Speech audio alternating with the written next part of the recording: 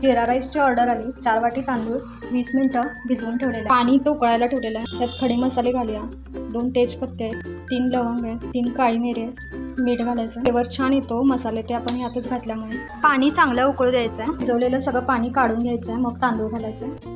मोकळा होण्यासाठी भात यात 1 चमचा तूप घालायचं। आता 80% भात कुक करायचा आहे, नंतर आणि शिजवता येतो। आता सगळं पाणी गाळून घ्यायचं आहे। गाळून झाल्यावर त्यावर गार पाणी ओतायचं आहे, म्हणजे भाताचे शीत तुटत नाहीत। सगळे मसाले आता काढून घ्यायचे आहेत। कढईत जिरा राईस आपण फोडणी घालणार आहे, त्यासाठी 4-5 चमचे तूप घालून घेतलं आहे। भात गाळून घेतलेला आहे पूर्ण। आता यात 4 ते 5 चमचे जिरे घालायचे आहेत। जिरा राईस करणार आहे ना, कोथिंबीर पण चिरून यातच घालायची आहे, म्हणजे ती भाताला चिकटत नाही, सुट्टी सुट्टी होते।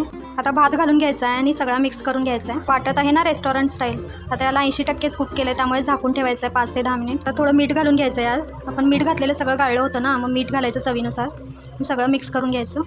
ऑर्डर पूर्ण झालेली आहे।